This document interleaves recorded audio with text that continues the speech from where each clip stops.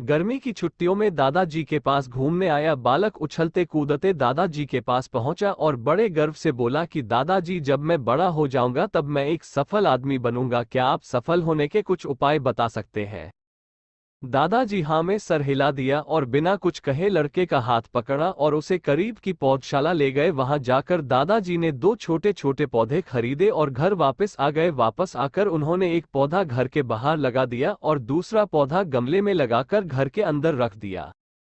अब आपको क्या लगता है कि इन दोनों पौधों में से भविष्य में कौन सा पौधा अधिक सफल होगा? दादाजी ने लड़के से पूछा। लड़का कुछ समय तक सोचते रहा और फिर बोला, घर के अंदर वाला पौधा ज्यादा सफल होगा क्योंकि वो हर एक खतरे से सुरक्षित है, जबकि बाहर वाले पौधे को तेज धूप, आंधी, पानी और जानवरों से भी खतरा है। दादाजी बोले, चलो देखते हैं आगे क्या होता है, और वह अखबार उठाकर पढ़ने लगे। दादाजी दोनों पौधों पर ज्यादा ध्यान देते रहे और समय बीतता गया।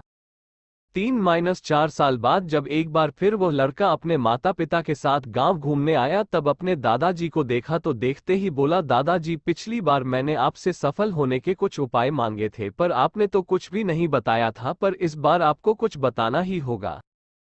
दादाजी मुस्कुराए और लड़के को उस जगह ले गए जहां उन्होंने गमले में पौधा लगाया था। अब वह पौधा एक पेड़ में बदल चुका था। लड़का बोला, देखा दादाजी, मैंने कहा था ना कि ये वाला पौधा ज्यादा सफल होगा।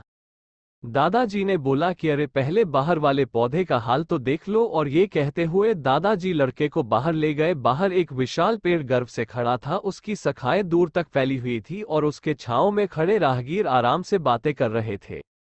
अब दादाजी ने पूछा, बताओ कौन सा पौधा ज्यादा सफल हुआ?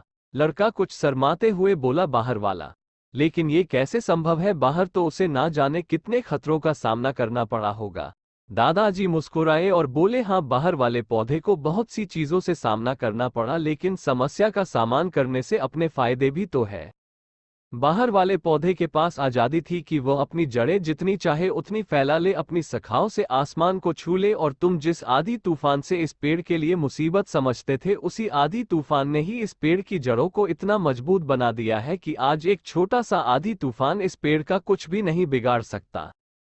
बेटे, अब जो मैं तुम्हें बताने वाला हूं उसे अगर तुमने अपने अंदर बैठा लिया तो तुम जिंदगी में जो कुछ भी करोगे उसमें सफल हो जाओगे। उन्होंने बोला कि अगर तुमने जीवन भर सिर्फ अच्छी विकल्पों को ही चुनते रहोगे तो तुम कभी भी उतने सफल नहीं हो पाओगे जितनी तुम्हारी क्षमता है। लेकिन अगर तुम तमाम खतरों के बावजूद इस दुनिया का सामना करने के लिए तैयार हो तो तुम्हारे लिए कोई भी लक्ष्य हासिल करना असंभव नहीं है।